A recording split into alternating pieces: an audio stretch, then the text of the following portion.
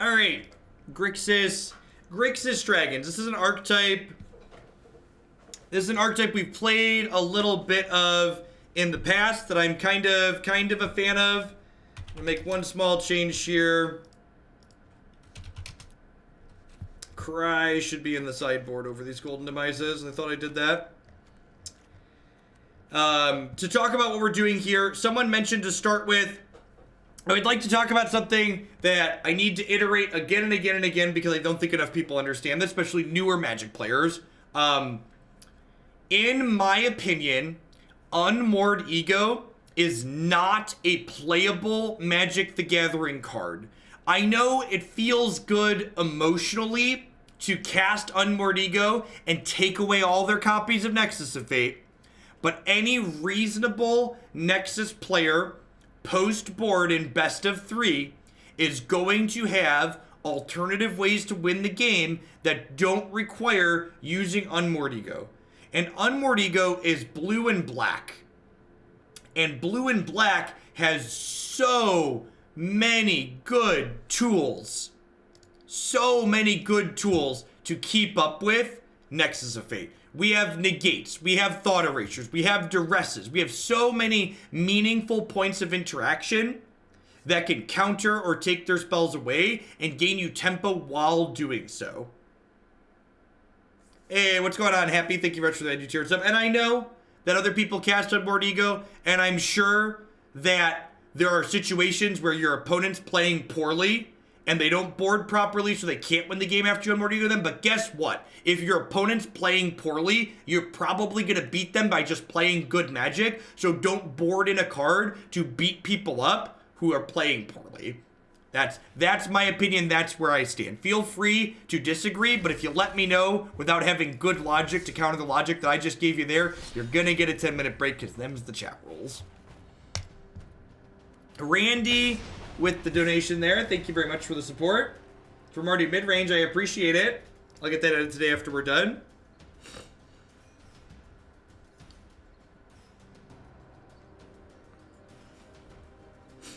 I've got extra moments in the sideboard. There isn't that much mono red, or I'm pretty sure I have an extra moment in the sideboard. There isn't that much mono red in the format, so like I would much rather have Lava Coils main because it's better against the mid-range decks. Hey, got another sub there. Thank you very much, Gurmag Seafood, with the brand new Twitch Prime support. Welcome, welcome.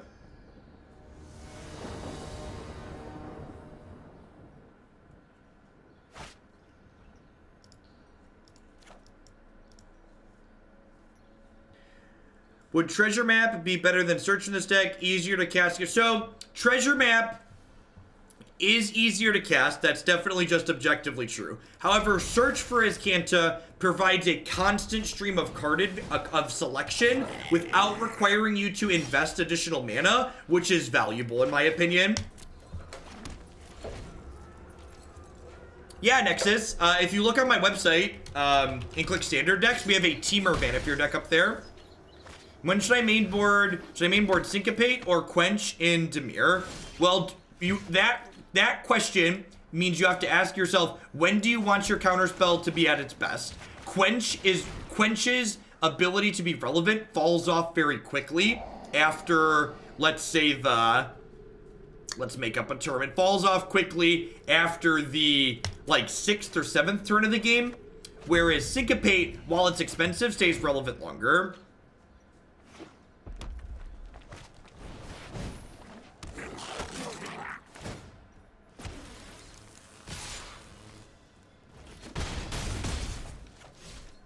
So here's the other thing, going back to the Unmoored Ego talk for a second. Unmoored Ego, and this is something that enough people don't understand about it, I don't think, is that Unmoored Ego is always card disadvantage. You are never getting a 1-for-1 with an Unmoored Ego.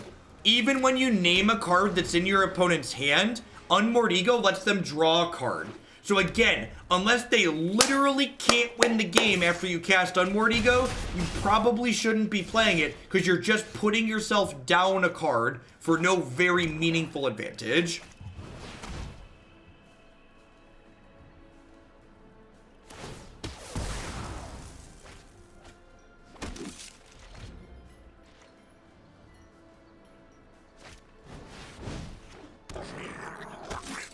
So here, and this is another thing, and this is, I've seen this with Hearthstone players especially. Randy, thank you very much for the tier 1 sub. Welcome, welcome. Kinda punished for my Ritual of Soot timing. In Magic, in Hearthstone, if you take a card away from your opponent, it's not, this isn't, in Magic, decks like Shudderwalk don't exist. In Magic, if you take away a card from your opponent, it's really not any different than them never having drawn it. It's like when somebody mills 3 cards off the top of your deck and they hit your bomb. You feel kind of bad that they hit your bomb, but in the reality of the situation is the game that you play out is just like you never drew your bomb. Is how that's how it ends up working out. Magic isn't a game like Hearthstone where you draw all or most of your deck in every game. A lot of Hearthstone games come down to you going through most of your deck. So if you lose an important card off of your deck in that game, it's a really big deal because you're never going to see that card now. Whereas in Magic, at the end of most games, half or more of your deck just goes undrawn. Yikes. Got really punished for my sequencing my Ritual of Soot there.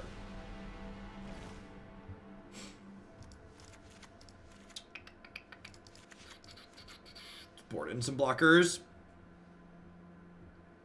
Unmoored Ego, for people that have watched my Modern stuff, Unmoored Ego is the surgical extraction of Modern. It's the card that everybody wants to board in every matchup because viscerally it feels good to be like, I'm taking away your toys. It's very easy to just not think about the actual implications of what you're doing in terms of card advantage and putting yourself behind and like how these decks can pivot and change post-board.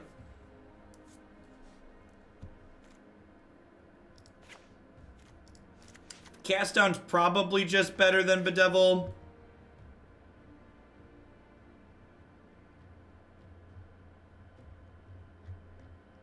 Just bring in all my spot removal. I think 5 counter spells is plenty. Here's the thing you have to realize about playing control decks. Aggro decks don't give you a lot of time to draw your cards that are impactful against them. So you want your main deck to hedge your aggro matchups, whereas the control matchups give you a lot of time to draw your meaningful cards. So you might as well only play a few of them because those games are going to go longer.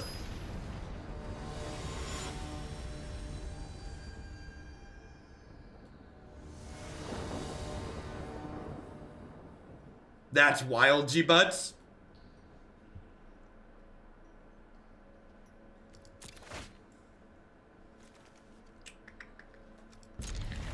Shockland mana base rearing its ugly head. Definitely a lot of damage from our mana here so far.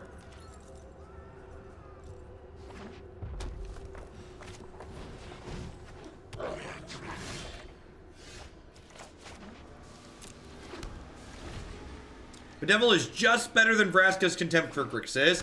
They're technically different, because like Exile and Gain 2 Life are tacked onto there too, but in general I think Bedevil is better, especially if you're playing a full suite of Lava Coils like we are.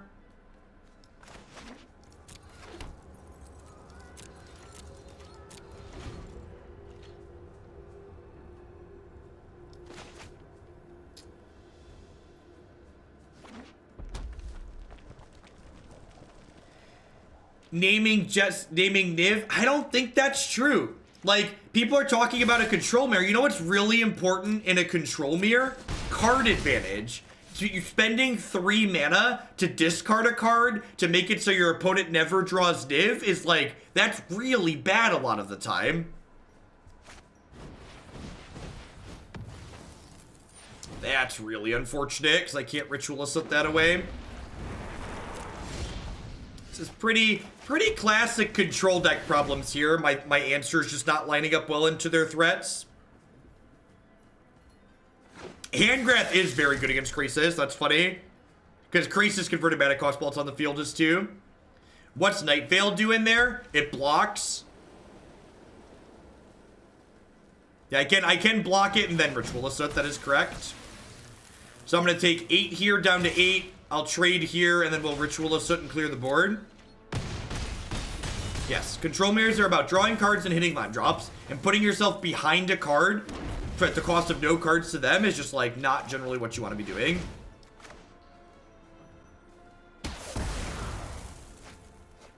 Alright, Moment of Craving plus Angrath might let us stabilize here. If they have another Phoenix, we're going to be in a little bit of trouble. Gonna need to rip up. Yep, it's pretty good. Yikes.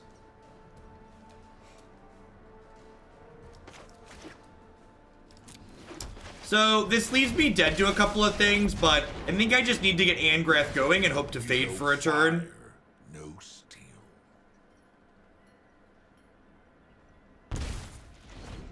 So, dead to Banefire, dead to third reinforcements.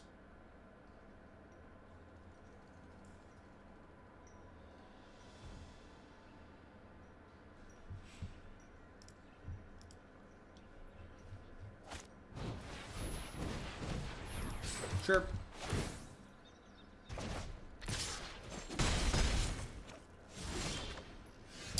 This was actually the best draw in our deck.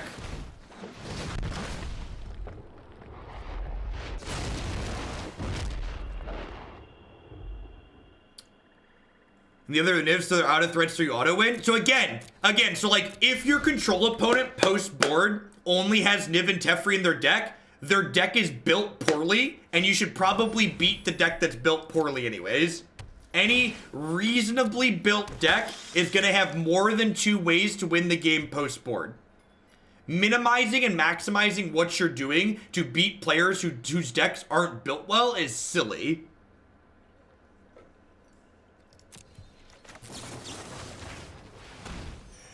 Okay, up to 4. We just need to fade Banefire at this point, right?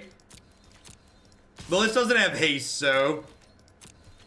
They have a Goblin I can get back here, right? Yep. Yes, yeah. Also, good luck resolving those. Oh, I could Dispersal and get back Angrath. Yeah, that's a better line. It's probably a better line. We'll do that next turn.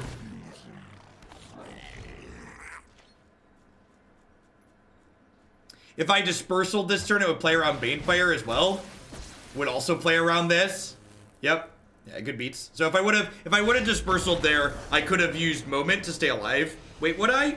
No, I wouldn't have, right? I'd still died. Yeah, I'd still be dead. I guess I could. Yeah, I'd still be dead. I guess I could have had, if I would have used Dispersal, I would have had Nick back as a blocker. Yeah, I'd live because I have Nick back as a blocker, right? Yeah, I would have had Nick back as a blocker because I only attacked because I was flipping. So I would have been able to Moment something, block another, go to 2. Yeah.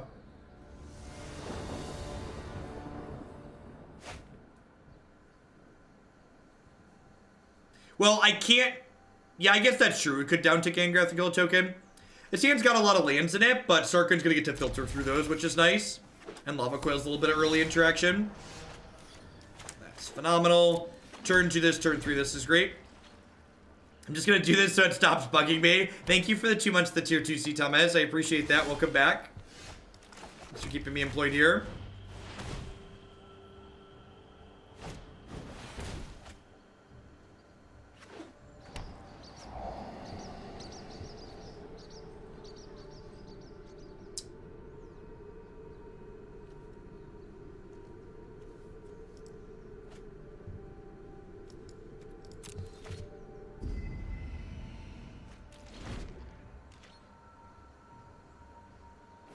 Do you have a Simic Grixis focus list anywhere? Yeah, we're gonna play a Simic Ooze deck with a bunch of Grixis in it.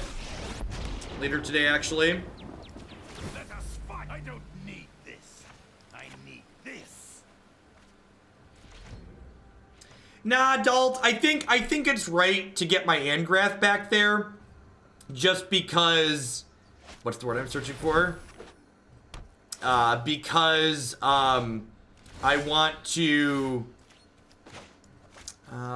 what's the best way to phrase it? Because I want to, like, that's, like, the only thing that beats me. Like, Heroic and Banefire both beat me there, so, like, playing into both of those seems loose. Niv is great. Sad that we won't be able to hit Niv right away, but that's fine. the best non-mono red aggro deck. Definitely, white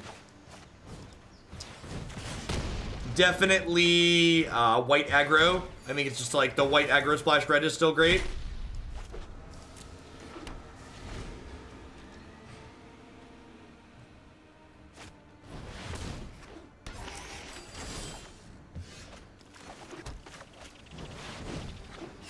You can see all the decks that I plan to play today listed in the stream title. I guess I have and more at the end there. You can find the decks we'll be playing after the decks listed in the stream title and the deck queue on my website.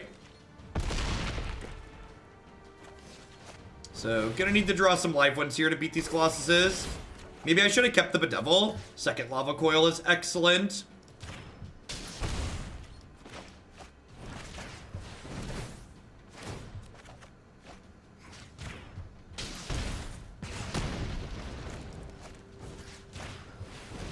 Thanks for playing more Ooze. I agree, it's a lot of fun, Frago. Thanks for the biddies. That's weird, we untapped with Niv and didn't win the game. That Hoagland lied to me. Says we always win the game when we untap with Niv.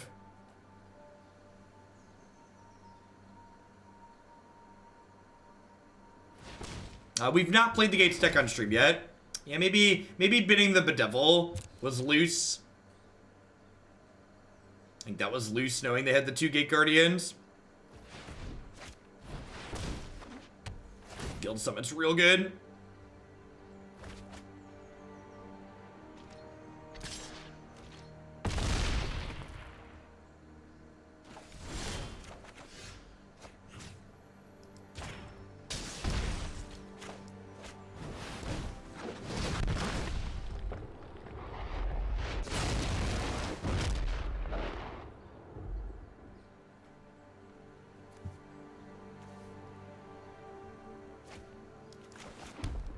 Rhythm in their deck. I think I'm supposed to hold these back and double block since I have another Niv in my hand. Yeah, I can't attack with Niv because if they draw another gate, the Gates Ablaze kills Nick and then they kill me with the Gate Colossus.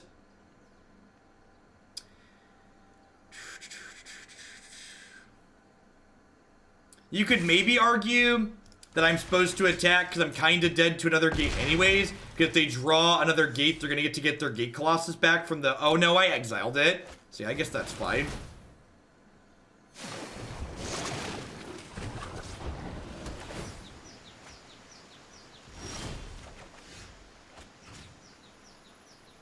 Yikes. Yeah, I think we're dead.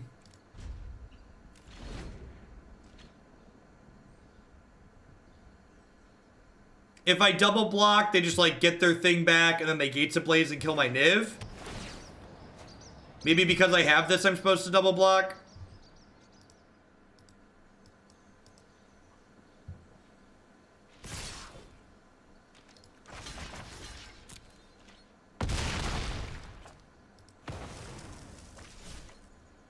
Yeah, jump with Niv could be good and hope to flip. That could be reasonable as well.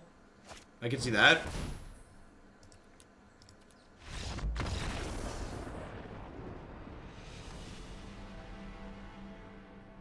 The way it ends up, we end up being in a bad spot anyways. They have like a 3/3 left over that kills my thing. It is actually worth noting, like, this is a matchup where Bedevil's quite a bit worse than Contempt because of their Gate Guardians, right?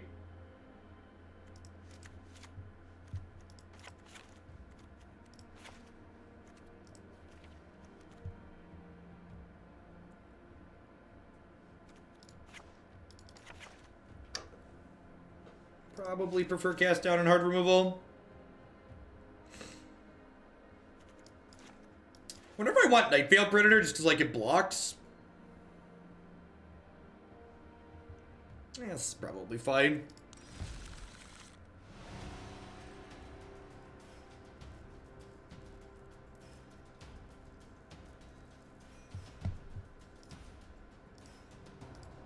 Yeah, Ritual of Soot's just slow and it costs 4 mana, so I'd rather have spot removal.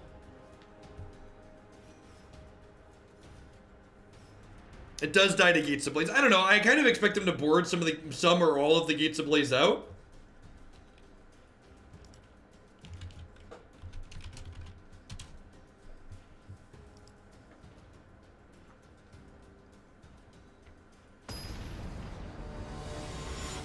Rails for the control matchup. Extra cards that generate card advantage in the sideboard of decks are generally for matches where you need to go longer. So Rails is another way to draw extra Magic the Gathering cards.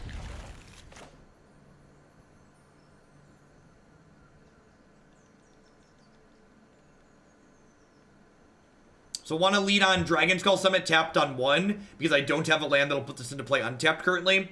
So if I get this down, then I can play Island and then Sulfur Falls will be untapped on 3.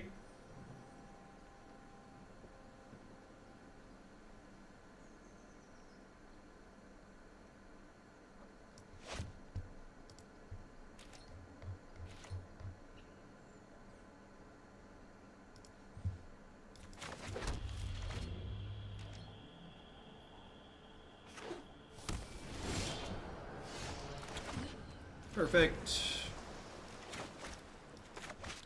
The real question is, do I want to Dragon Hoard on 3 or not? Because if I Dragon Hoard on 3, they could play Guild Summit on their 3. But early Nick probably makes that fine.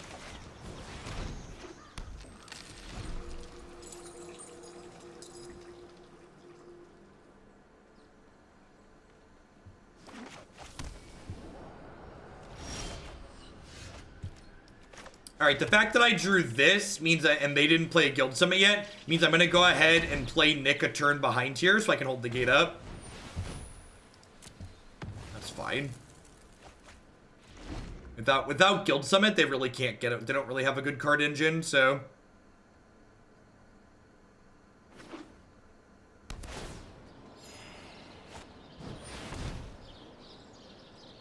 Sure.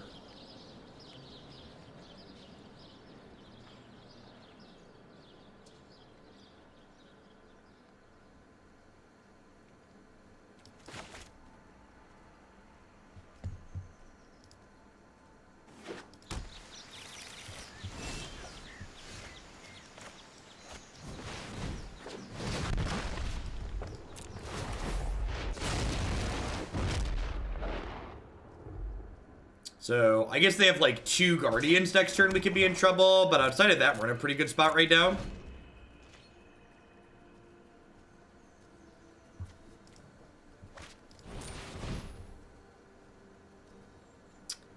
Yeah, I'm okay with that. Hey, Tongzi, thank you very much for the donation. I appreciate that. For the Mardu Prison deck I submitted. Thanks for the support. Happy to get that added after I'm done today. There's a Gates deck in the queue.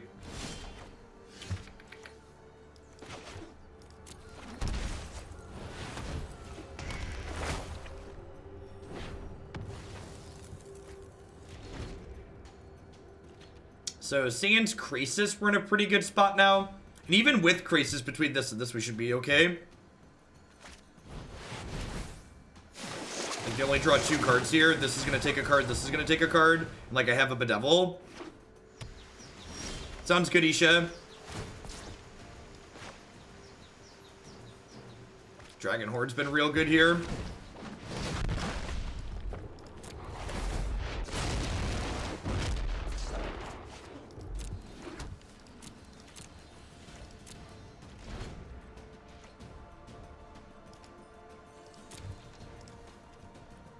There's nothing really worth getting back with this Eldest Reborn at the moment.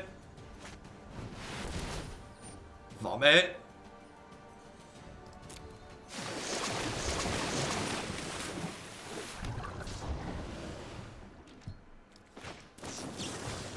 I'm gonna kill the 5/5. I guess I need to draw land in order to be able to flip Nick. Okay, so now I can flip Nick.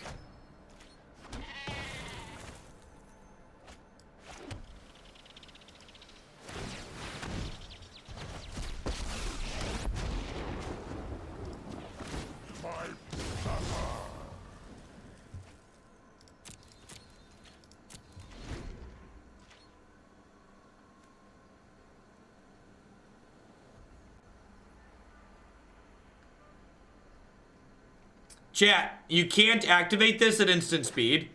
So I cannot get my Nicol Bolas back with, well, we were in a very good spot this game and they drew 3 Grixis in a row.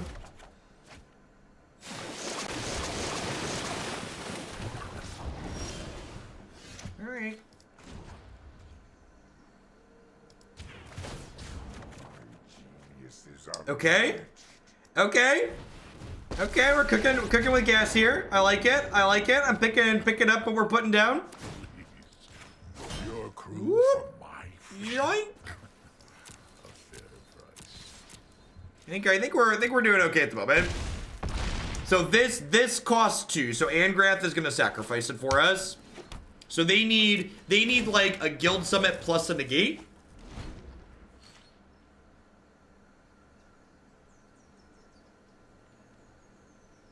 Angrath's animations are on point. They are A+. He does good work. Does good work for sure. Banefire. Yikes. Yep. It's a good one. This isn't the last you've heard of me. Twitch has been having a bug recently where the stream title can't be seen. Wonder if they have another one of those. I feel like they probably have another one of those. It's like the first one they've played in 26 cards.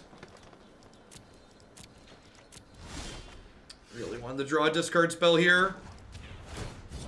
No fire. Fortunately, no steel. our top decks have been mostly lands. Their top decks have been Hydroid Grixis. It really does, Faraday. Thank you for the 13 months. Welcome back. I appreciate it. Yeah, 11 lands and 20 cards. I think this is about to be a guild summit. Draw 8. Yep. Maybe I should have saved the negate. I probably should have saved the negate.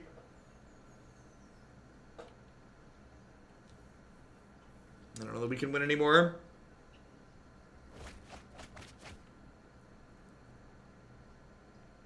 Look at that. Only drew 5. How conservative? Only drew 5.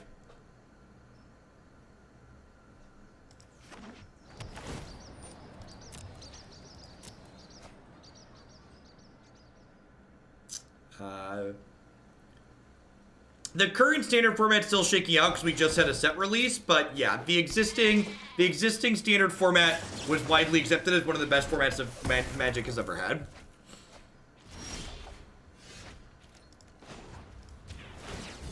No fire, no steel.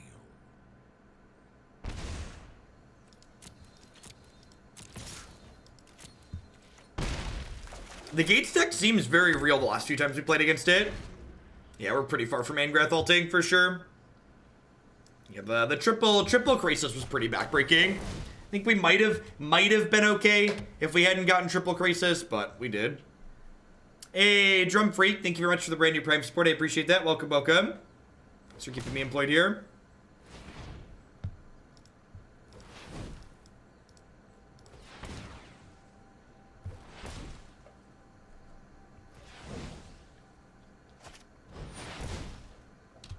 Yikes.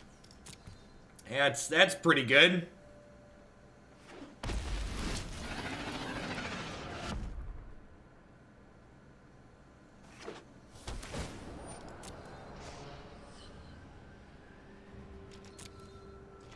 Yeah, we actually have a Gates deck in the queue.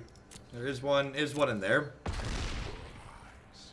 Ram a new course. I just have to assume, Frozen Kraken, that like if your life has to be in like a really miserable place for like you to come into a Twitch stream, follow it, wait 10 minutes, and then post vitriol in the chat. Like, I feel bad for those people. Like, people that project and like say hateful things towards random strangers on the internet like that, usually they're projecting their own negativity that they feel inwards towards themselves or are getting from things around them in life. So, you know, hopefully they learn to move on and have a little bit better situation come up for them.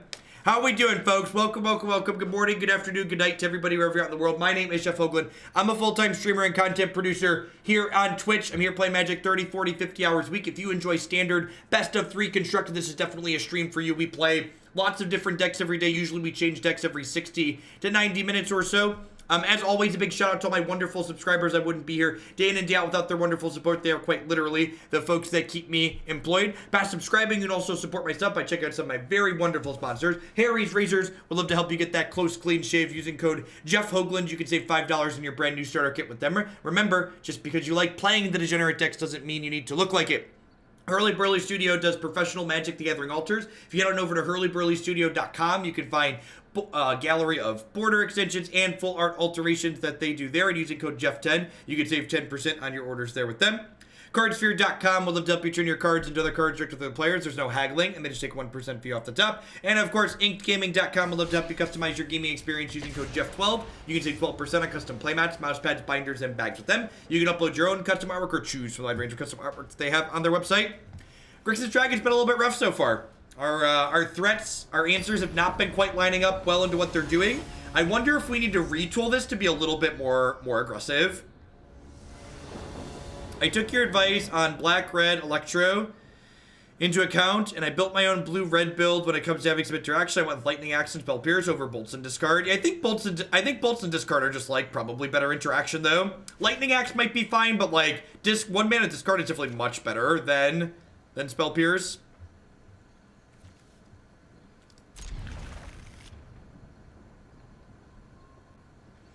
Jeff is lightning banning people because he never has to ask himself the question, does this person deserve to be banned? The answer is always yes. Hey, G Normal, thanks for the last half a year. I appreciate that. Glad to be your treadmill entertainment. MKA, thank you for the brand new tier 1 sub. I appreciate that. Welcome. Okay, that's sweet. I'm gonna go ahead and hold up a Moment of Craving here on 2, just in case they play like a Jade Light Ranger. Bobby JPF, thank you very much for the very generous tier 2 sub. I really appreciate that. My tier 2 subs support me a little bit extra, so be sure you take a peek at the deck queue and let me know if there's something that you'd like to see a little bit sooner.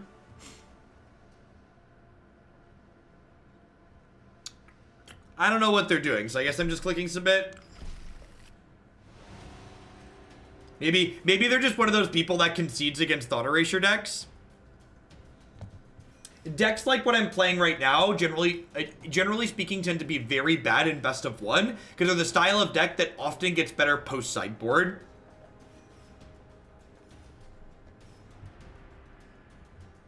I really like Angrath Burgle. He pressures control decks well, and he acts as a removal spell against aggro, while also being a pretty quick flack when you just go up, up, up.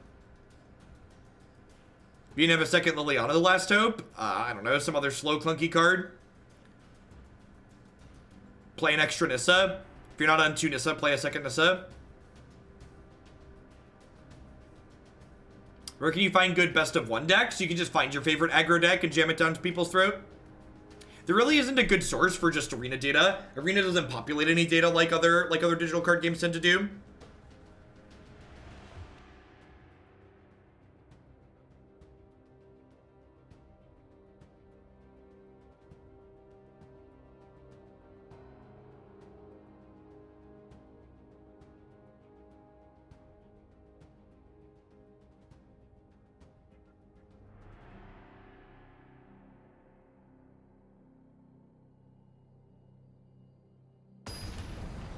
That's a great comment. You've been a great distraction at work for a while. I had to give you some of the money my company's lost on you. God bless.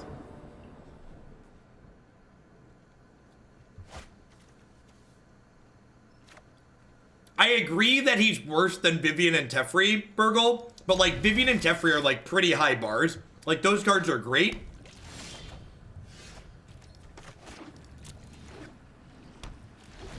Maybe our opponent was just like gonna miss their 3rd land drop for the 3rd time today, and they were just like, screw this magic stuff. All right, what are you doing? They have a negate? That's rude. Probably just want to take this Hydra Increases, though. I'm gonna ditch the land. I'm gonna play Dragon Toward next turn, so we'll be fine. Those walkers see modern play. Vivian doesn't, but Teferi does.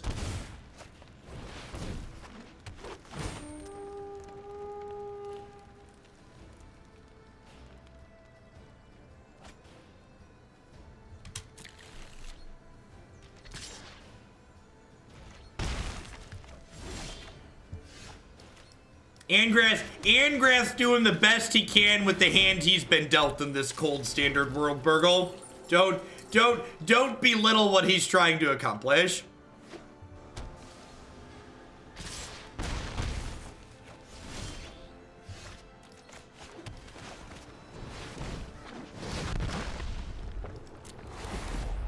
Man, Nick's really good when he like makes them discard a card and we draw a card. I might try and retool this to be more aggressive after this. Like put in a bunch of the 5-mana dragon.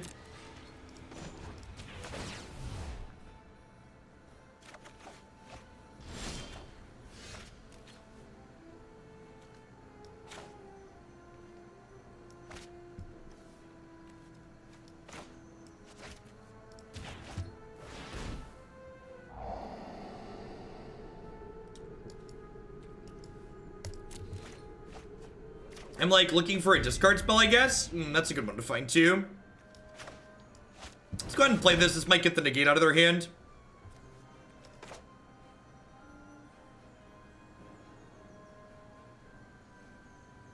They keep mousing over my Nicol Bolas. I wonder if they have some kind of removal spell here. Like a plummet or a canopy or something.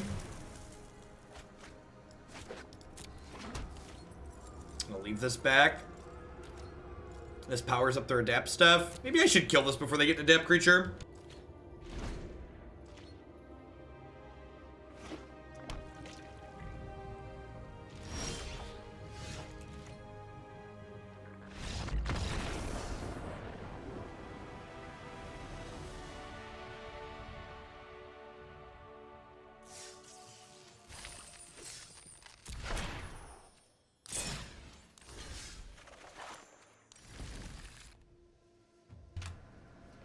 Alright, what if we rebuild this as more of an aggressive deck?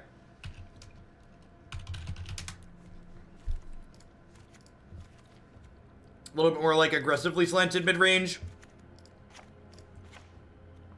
Like got some of these in here. Cut these disinformation campaigns, the search for Azcanta. Put another Dragon's Hoard in. We are sub-zero down here as well. Very, very cold. That's something like this. Do I want 4 Nicks?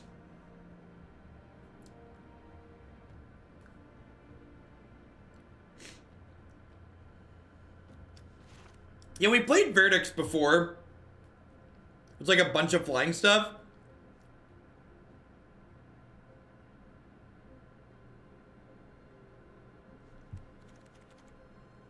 It's enough spells to trigger Niv, probably.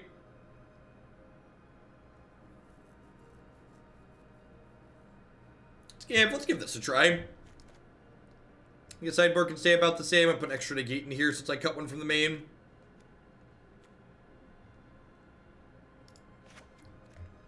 Am I eating one of those Neo bars I'm advertising? At the moment, I'm eating potato chips. But I'll eat Neo bars at some point today.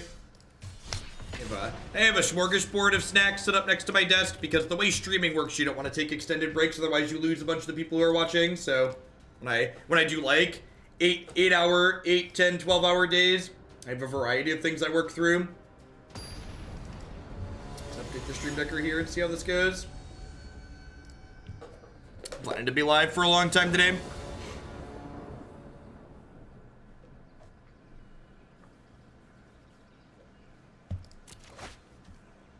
We actually don't usually have potato chips in the house, but Christy must have bought a bag. I found some. Christy has a secret stash that she hides from the children, and she had a bag of potato chips in there, and I was looking for extra snacks today since I'm gonna go for a long time, and I was like, all right, fine.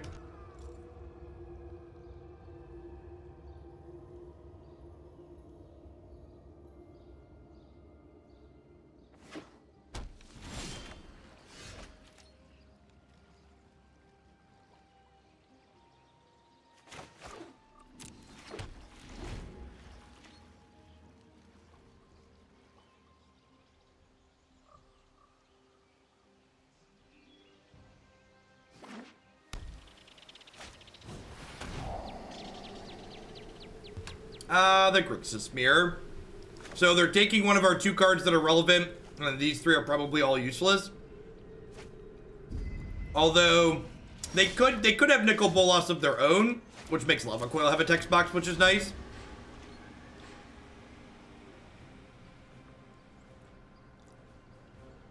And I think the Simic decks are very good. I've been very impressed with the Hadana's Climb. Card's very powerful. It's doing something that's definitely playable.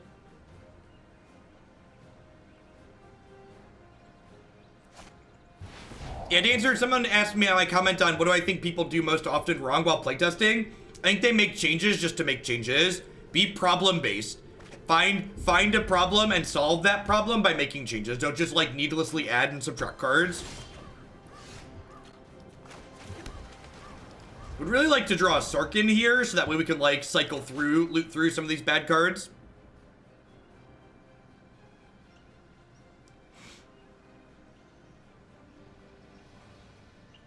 Another thing too is like people, I got plenty of water. I've got a 24-ounce water bottle here, and then I've got a second 20-ish ounce bottle here. I drink through pretty much both of those every day. All right, we found a use for Ritual of Soot. Got it?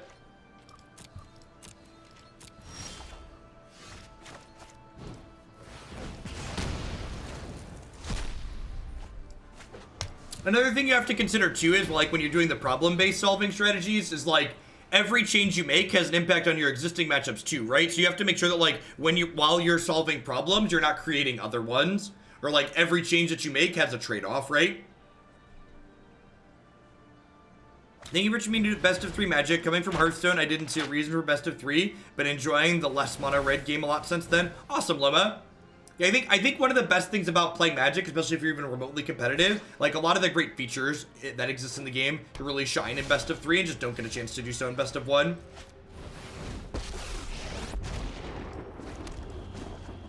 No! Oh, damn it.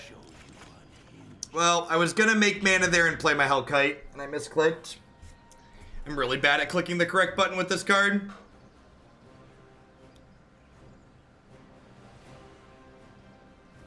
So I wanted to put the dragon into play and make it a 5/5 while they were tapped out there.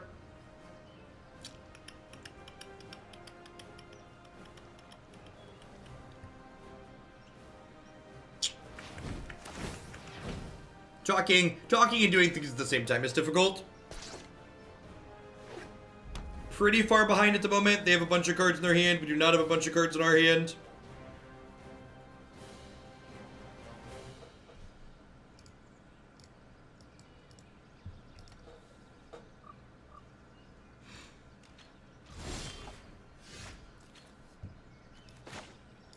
Well, I guess now I'm going to go ahead and discard through the extra. I just ditched the land. I want to hold on to the extra Sarkhan in case they have,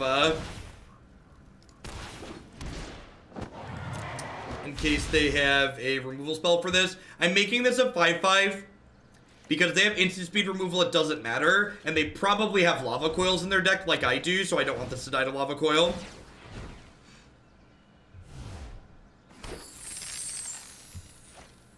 Yeah, it's a good example, G-Butts. Like, being like, oh, I can't kill a Danto Vanguard, so, like, let's turn cast downs into cravings, and, like, you end up dying to, like, things that cast down would have killed.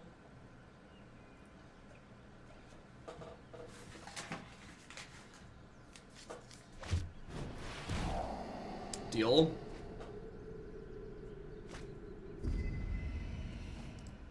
I wonder if they're just, like, playing all more than 24 duels. They're on a budget, but a little bit of budget mana base. We got Cinder Barrens, that's a Highlands Lake. The answer is it depends. It depends on the deck, G-Butts. It depends on the deck you're playing. It depends on the decks you expect to play against. Look at us playing around Lava Coil like a master. And I really don't need a comment like that.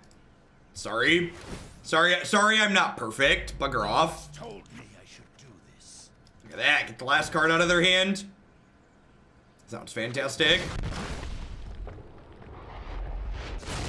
Woo! That was a good last one to get. God bless. They're drawing 2 cards a turn for the next 3 turns, but like, oh, you know what? I should have played this out, because if they play like Disinformation Campaign or a Nick of their own, I'm short mana now. So I should have put this into play, because I didn't have 7 lands out yet. 10 out of 10 should have put this into play.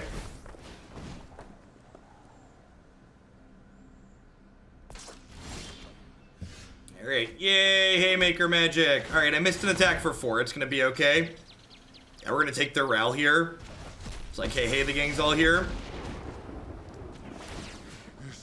That one, please. Incredible. It's incredible. So they've got treasure maps going, but I got planeswalkers. Let's do it. The search for the unknown. Ooh.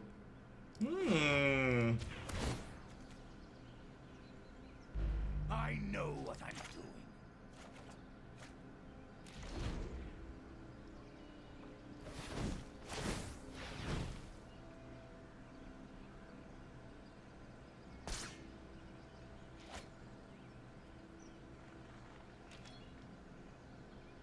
It's really funny. Whenever I read a Reddit thread of people who complain about how I time people out, I always can't help but wonder, what's the overlap on the Venn diagram between the people that complain the Grand Prix chat is too toxic and not moderated, and the people who complain that my chat's moderated?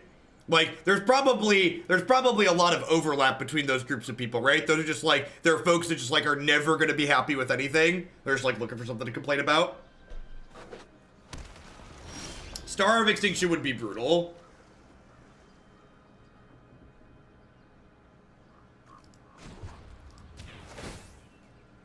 They are kind of supervillains. Decision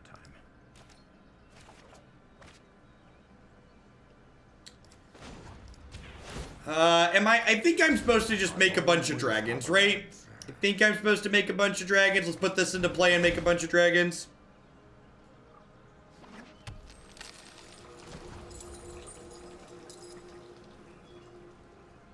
Yeah, I agree, AK. I know for all the people who complain, there are plenty of people that like what I do and how I do it. The end of the day, I just do me. I agree. The last time we had a standard close to good as this one was cons. I'm gonna hold on to Niv for now, because like they're probably gonna need to kill these anyways.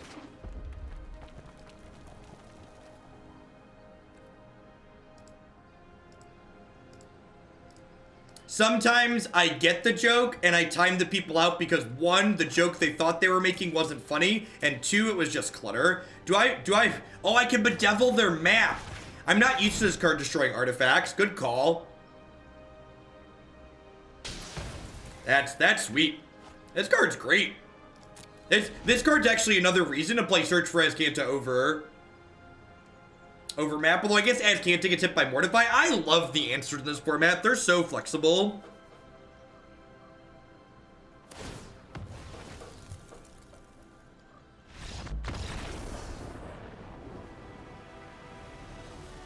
Yay, dragons.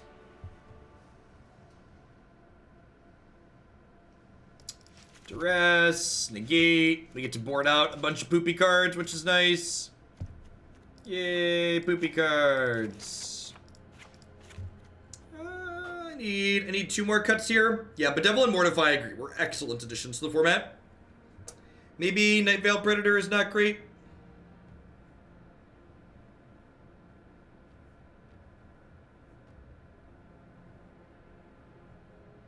Cut Discovery? I don't know if I want to cut Discovery. Like, finding my impactful cards is pretty important. I think I'd rather just not have Night Veil Predator. Now, Angrath is great. He grinds their hand out. I have four Bedevils to kill their stuff. I don't think I need Lava Coils to kill their Nyx as well.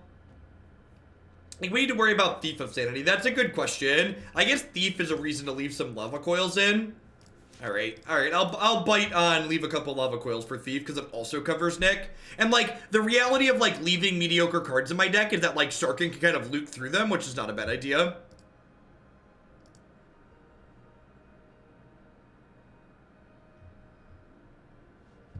Flavor violation.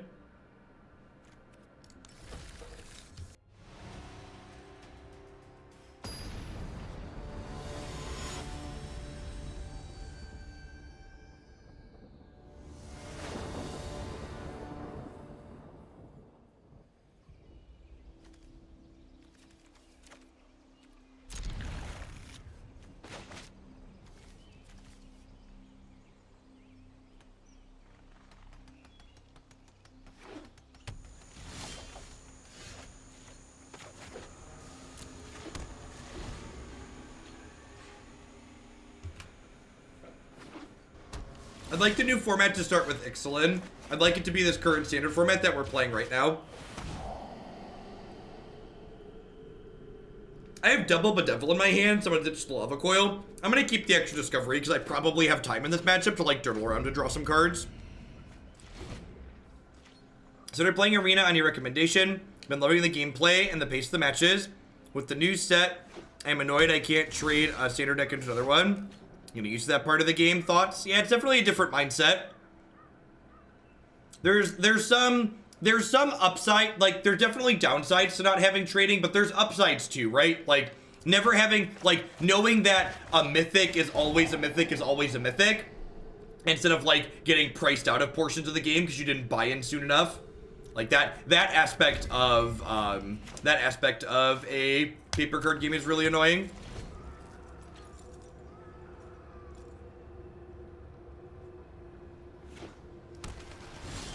Thanks, Swift. So I don't think I want to just jam Nick here. I think I'm going to go ahead and Thought Erasure. Wow, their hand's pretty mediocre. Take your stroke. I need more blue at some point, but I really don't want a 6 land. Maybe I should have discarded the Blood Crypt last turn when I saw it.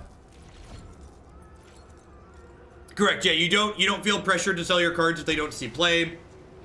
I agree with that assessment too.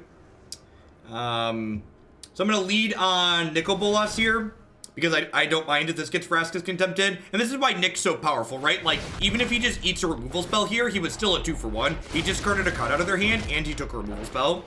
And like next turn we can like stick Angrath and hopefully run away with the game. A favorite standard deck. I really love Temur Flash from the last time we were in Ravnica.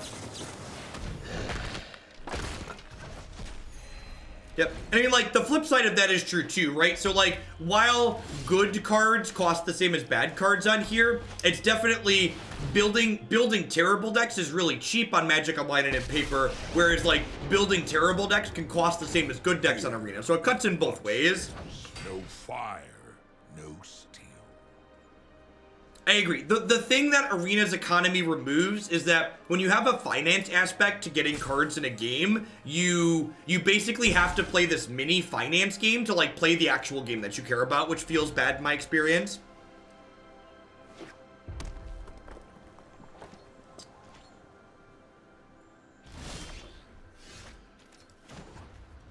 The other thing that's nice is, and this is something to encourage you to spend more money, I'm sure, because you can't dust cards, you can only buy packs.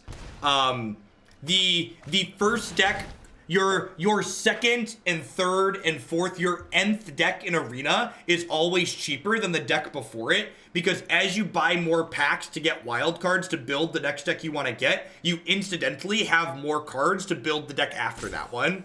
So it encourages you to put more into the game, but it also means if you want to play a variety, it becomes easier to play a variety.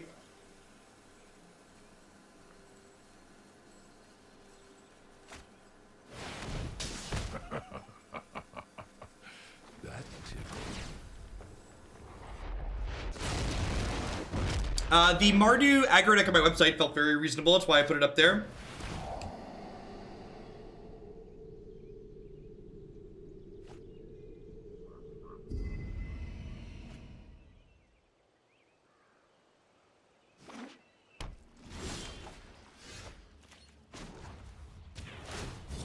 No fire, no steel. They took one of my 3 Bedevils. Alright, this game is super over, right? Today's forecast is cloudy. Ooh, let's see what we got. Alright, good. Excellent. They figured it out. I agree. With the addition of duplicate protection, I really like where the Arena economy's at. I was pretty happy with it before, but addressing duplicate protection makes it very reasonable.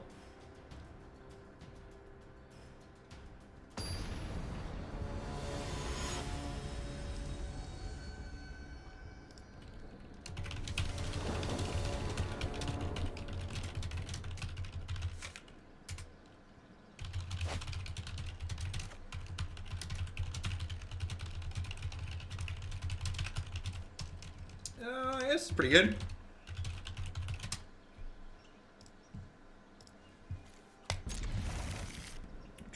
I think this deck would be terrible in best of 1. Probably unplayable. Decks like this that are trying to have their answers line up are really bad in best of 1. Being able to pivot post-board to board into more appropriate answers is generally good.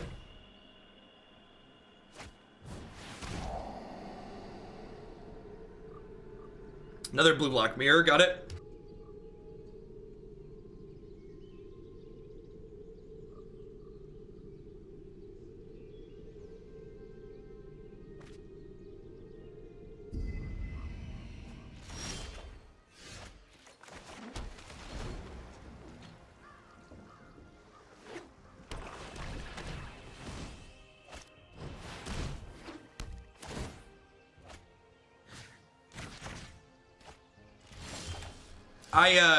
I was tweeting to someone to let them know that they could find my deck list on my Stream Decker page on my website.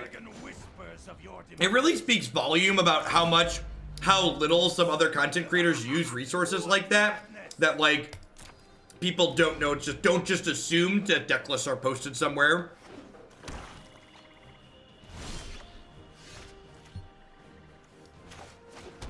I think Dragon's Hoard and Sarkhan is overkill on the ramp. I don't. And the reason why I don't, that's a good question, is because Sarkhan and Dragon's Hoard both aren't just ramp.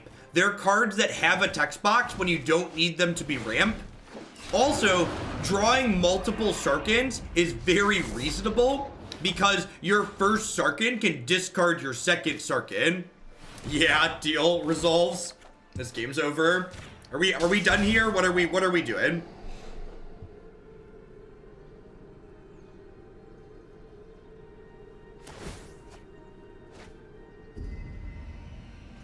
Like, I was expecting this to get, like, Vraska's Contempt and we continue playing, but, like, the fact they just had to cast Discovery while my Niv's in play means that we are super done here.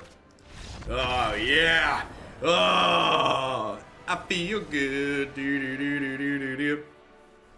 Didn't agree more. If you don't catch some content creator lives, you're completely lost when it comes to deck lists. Thank you, Dougie. Yeah, I do. I spend a lot of time off stream making sure all my stuff's together, generally. Alright, I don't know exactly what they're doing, but my removal and my sweepers are probably bad. This seems reasonable. I've not updated in 2 to 3 months. That's rough. This derpy mid-torpor. Well, he's only really good. Like, if you look at my deck, I don't actually have that many instants and sorceries in it. And, like, I have a couple copies of Discovery, but, like, this deck is much worse than, say, Blue-Red Drakes or Jeskai Control at being a Niv-Mizzet deck. Because we're gonna more often untap with Niv and not win the game than those other decks will. We have a Bye Friends emote.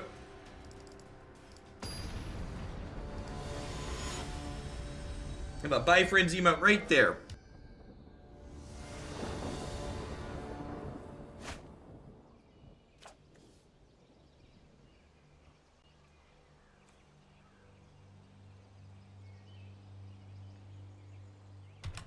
Hey, Fizzy Dragon. Thanks for the biddies. I appreciate it.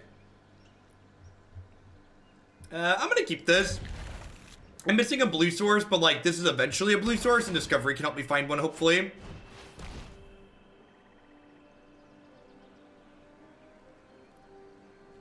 There's actually, Burgle, so, like, this format has such a good balance of answers and threats that there are a lot of cards in this format that kill Niv without him drawing a card.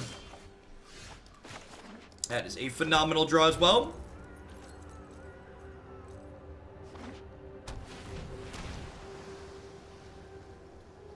Please stop. Stop manually tapping, for the love of God. For the love of God, use the technology you've been given, opponent. Drag your spells onto the stack. I think mulliganing for sideboard cards is viable in Standard. I think it depends on the matchup that you're playing. I'm going to keep Nick here since I have double Sarkhan. Might be a little bit greedy, but eh.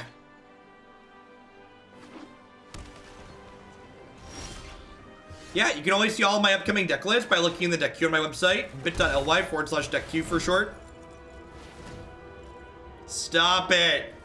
Stop it. Can I concede the match even though I'm up a game because they're manually tapping? Is that allowed? Does anybody, how do we feel? Can I just, like, concede the match because we're up a game? Because this is the worst.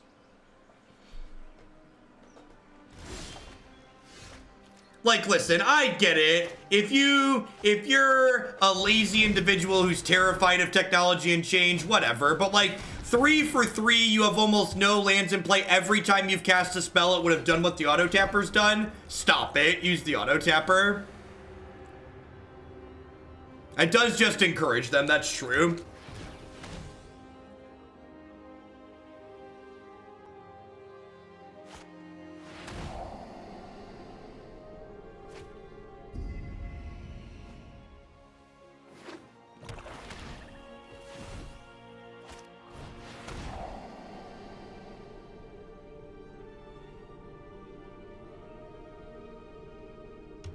Roping people who manually tap seems like apt punishment. Normally, I'm very against roping because it's tedious and childish, but like manually tapping like they're doing, it's also tedious and childish.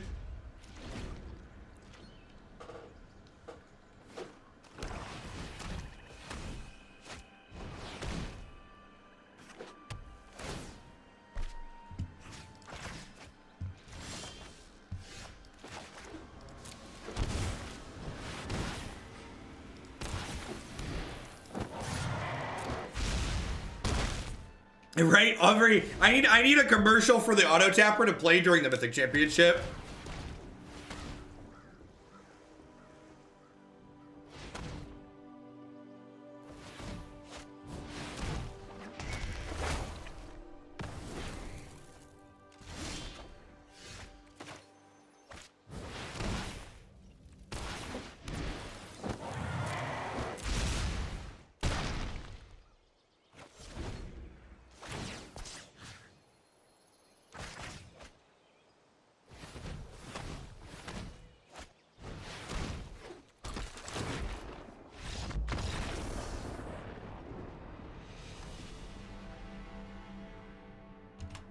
No, they posted actual zero information about what's going to be happening with the Mythic Championships in Magic Arena. Hopefully we get that soon.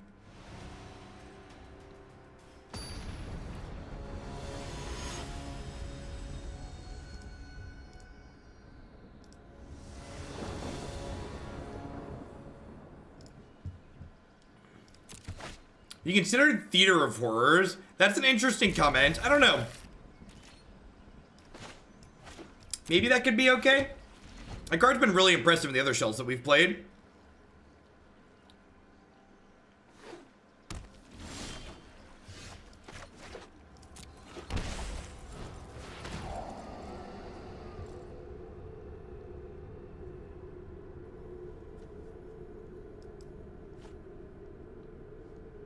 You know, they're auto tapping, and I don't really want to play after looking at that hand, so I'm just going to move along. Let's just play one more match. Their blue-black deck's not really a meta deck anyways, so they're being slow. The game's going to be kind of miserable. It's like, that's just like 2 great reasons to not finish the match.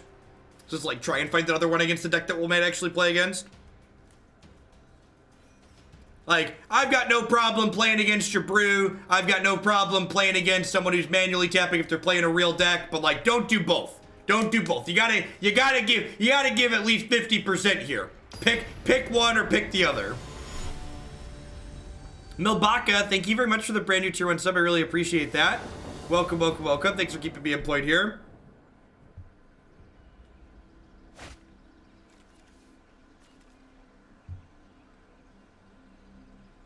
This hand's great. Got a discard spell, got a removal spell, got ramp, got a dragon. Got a little bit of everything we want.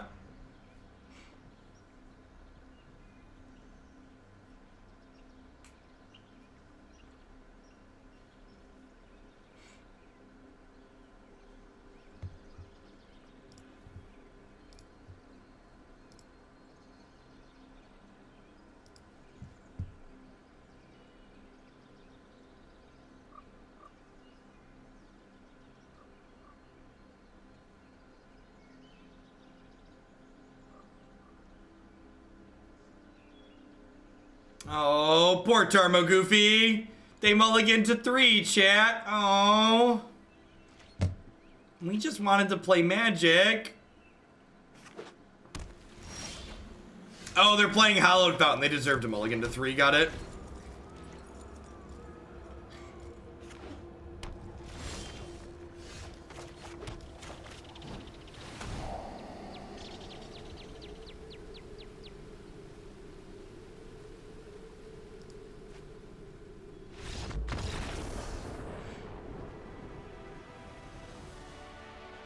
They would fix the algorithm, no one would mulligan. Exactly.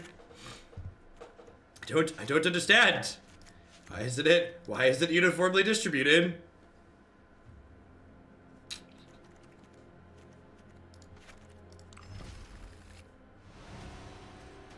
Was Wyatt playing... Wyatt wasn't playing Seraph, right? Or was he by the end? That's true. Hallowed Fountain's much better in Standard than it is in Modern. To be fair. A little bit of my Modern background sneaking in there.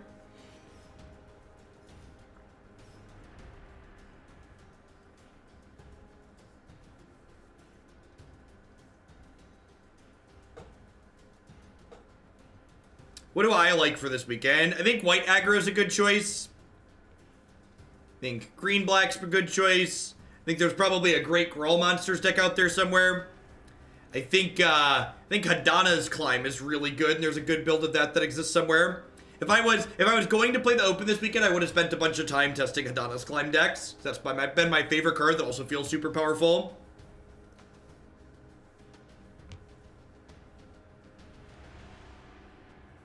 So, Modern is a really brutal, fast format that's about efficiency for the most part, and Hallowed Fountain tends to go into decks in Modern that are like slow, grindy control decks that tend to not be very good. They just get run out of the game by decks like Dredge and Storm and stuff like that.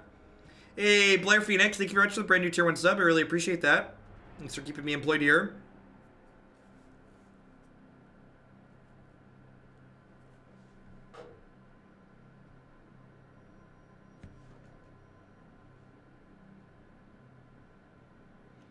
So here's the thing. There's 3 types of lies. Lies, damnable lies, and statistics.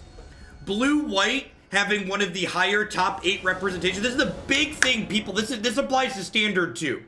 Just because a deck is top 8ing doesn't mean it's good, or doesn't mean it's performing well. If 25% of the people in a tournament show up playing a deck, and that deck is 25% of the top 8, that deck performed average. It wasn't good, it was just average. If 30% of the people in the room show up playing a deck and it's only 1 copy in the top 8, that deck underperformed and is likely actually bad. But it just put up a result because a bunch of people were playing it. And we don't have good Magic data. So we don't know starting distributions to final distributions. So I can't objectively tell you that this deck performed well or performed poorly. All I can do is beat on my chest and tell you that I feel like this deck is bad. Magus Edge, super stoked for Angrath Midrange Day. Keep up the content. Thanks for the 3 months, Magus. I appreciate it. Welcome back. Yeah, it doesn't account for play skill as well. There's a lot of the people that talk about blue-white putting up results in Grand Prix is it's being played by players who are 1, good Magic players, and 2, have 3 buys. Which again skews that data.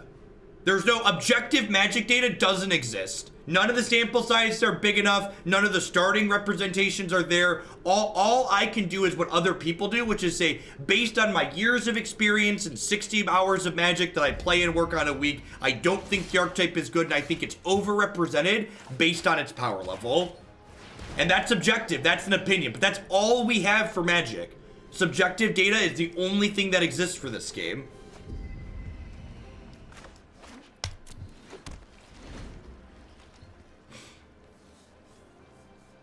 Honestly, it's an important thing to understand, especially like Arena has a lot of people coming from other card games like Hearthstone. Hearthstone has piles of data. Hearthstone has enough data that like you can draw conclusions from reasonable sample sizes. With Magic, it just doesn't exist.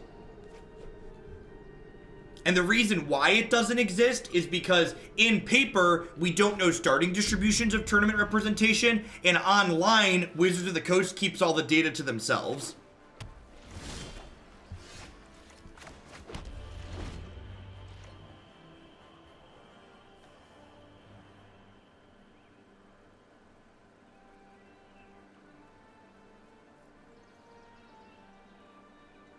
The ban announcement did not talk about win weight for Grand Prix. In fact, Aaron Forsyth, one of the people who helps make decisions about bans, explicitly cited top 8 percentages only.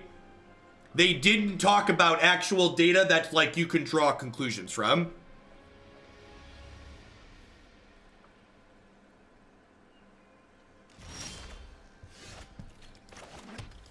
I assume this is eating a counterspell. They can't cast Absorb. They could have Negate or Stroke here. Negate makes sense.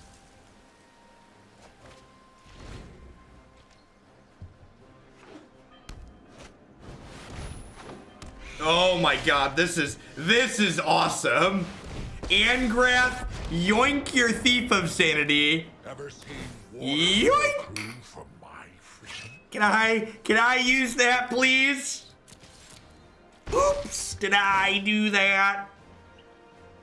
Bellhaunt, excellent. Don't mind if it does.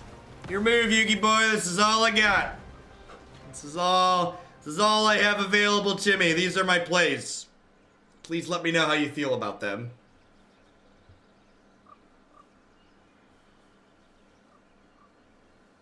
My grandpa's deck has no bad cards, Kaiba.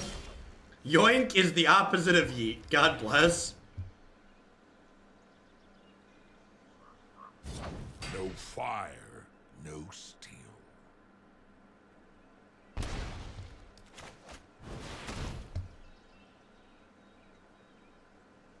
Of course we have a Yugi emote. Come on now.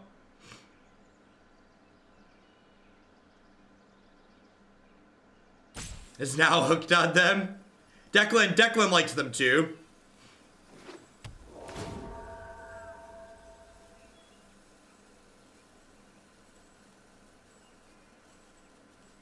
The interaction between Angrath and Prime Speaker Vanifear to steal your guy and pot it. I don't know if that's worth brewing around, but it sounds like it. That sounds super hot.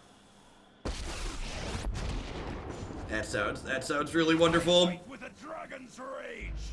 Yes. They've been double mortify. Get to the Thopter! To the Thopter!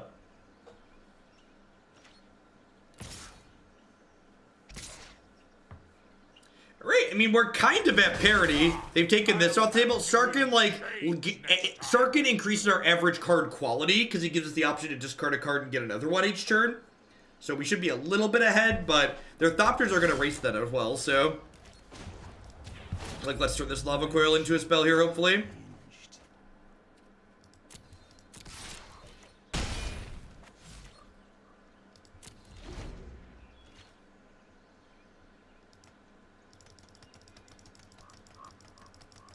Our objectively true meta is good for a card game. Well, so here's the thing. If your format is well designed, you shouldn't be afraid of people having data. Because if your format's well designed, you're gonna get to... Oh, that's awkward. Oh, geez. That's... Huh. Well, I think I Thought Erasure here to Surveil and then cycle this land.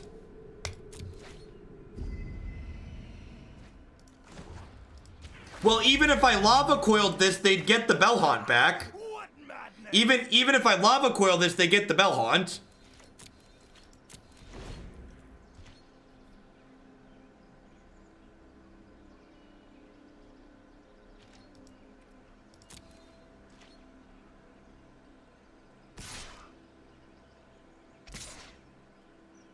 Yeah, I kept the second Angrath because not taking the first implied that they had an answer to it. They get the Bellhaunt because they own it. This puts it back into play under its owner's control.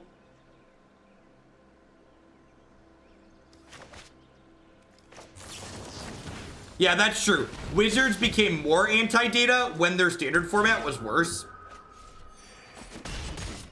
You think you're a warrior? If people had data, people might only play the best decks. To a degree. So, in my opinion, what makes a good format good is the decks that aren't #1 are comparable to the decks that are #1 or can attack them from a unique angle or something along those lines. So, just because...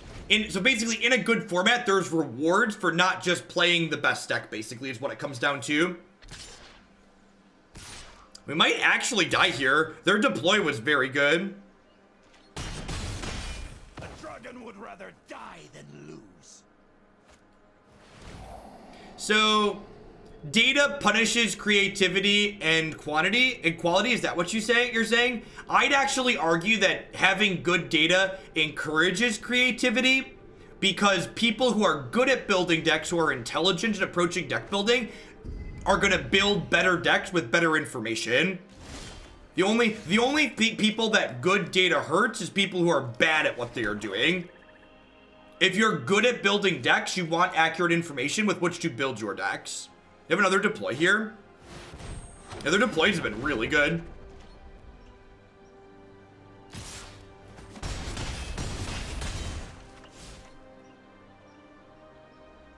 I agree, Duo. There's definitely some mantra that, like, if a format is solved, then it's bad, and I think that really just can't be further from the truth. All right, was that a good one? Here there be dragons. Paint me like one of your French girls. Do you have a removal spell?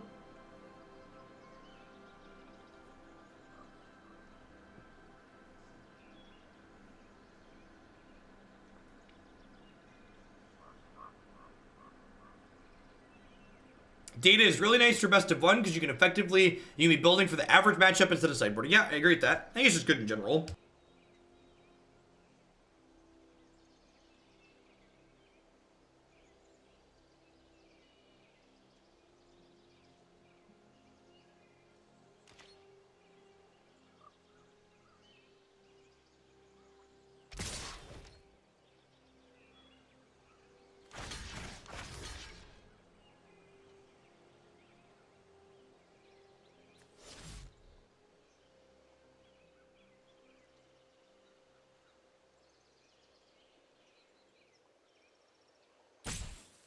Man, do I play around Moment of Craving here?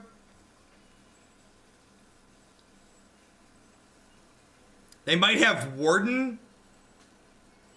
I'm gonna block. Call.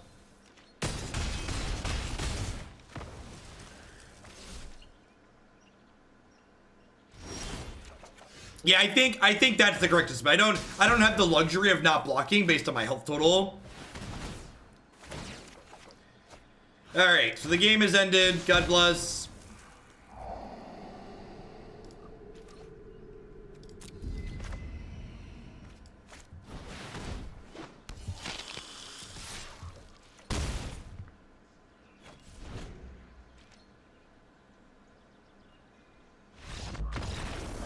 Yep. Tough beat game one for them, mulliganing a bunch. Game two had some good back and forth. Deploy almost pulled them out after our Planeswalker took an early start.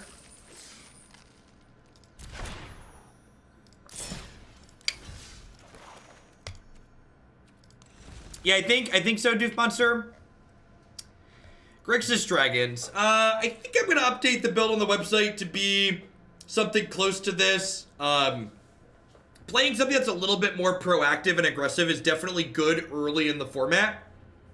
And this is, with the Skarrgan Hellkites, I definitely don't have enough matches or games logged to know if this is good, but just having a more aggressive slant in general tends to be where you want to be until the format shakes out. So I think there's a possibility that, like, once we get a good idea of, like, what are the top decks that are performing, we could, like, maybe build it with a little bit more interaction, a little bit less bombs at the top end, but I think in the meantime, I want to just, like, have Sarkhans, have Dragons Hordes, and, like, ramp up into big dragons as quick as possible.